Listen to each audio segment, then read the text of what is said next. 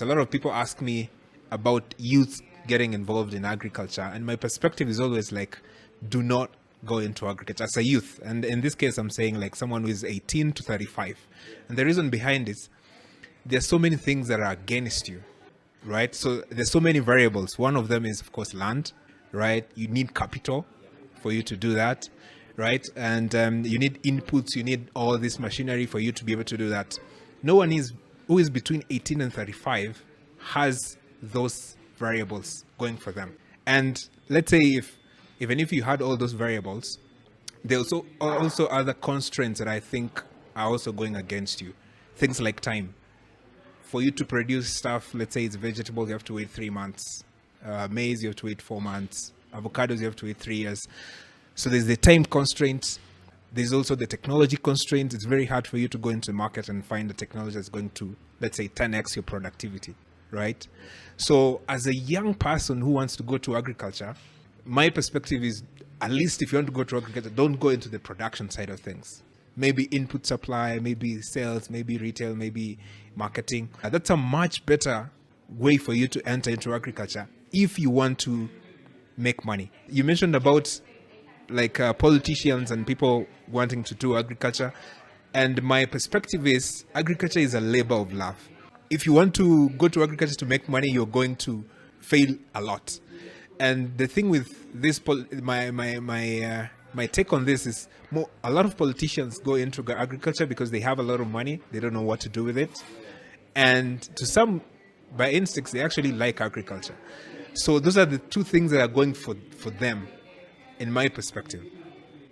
Also, the other thing that we forget is systematically, whether knowingly or unknowingly, we were all told that if you don't go to school, you become a farmer.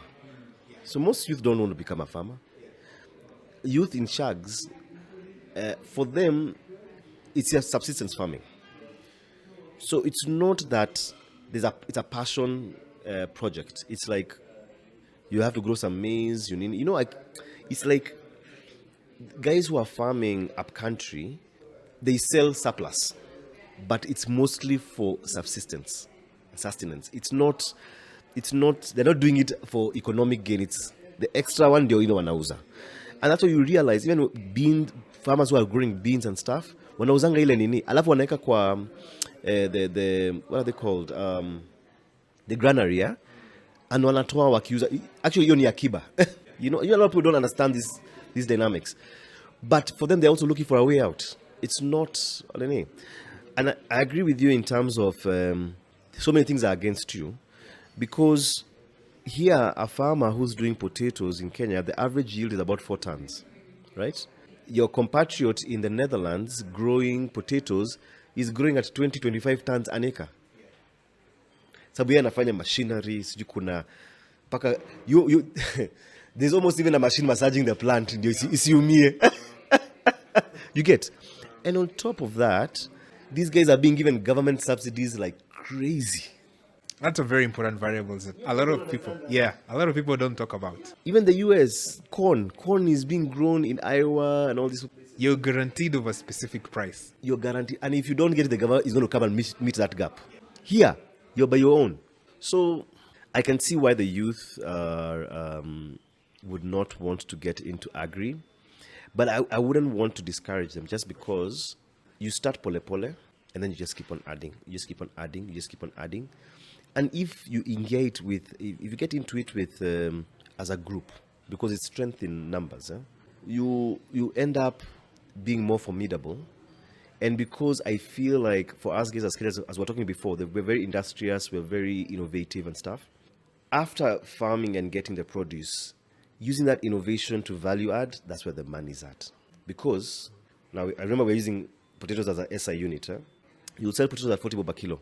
When you value add, guess how much the kilo goes for? Take a wild guess. 3x? Yeah, it'll get to about 140. Yeah. A kilo when you value add. Na hiyo ni kuchonga viazi. Chop it into chips, bag it. Because the restaurants now, because they are doing fast moving, they don't want to peel and fry. They just want to wake up that bag and put it in the mafuta, fry it, done. That you can do it in any space, as long as you, of course, sanitary conditions and what have you. You don't need a lot of capital. Now there, it's sweat capital that you need, mostly. But can you imagine? Okay, of course you're selling 140 to the big restaurants and stuff like that, yeah.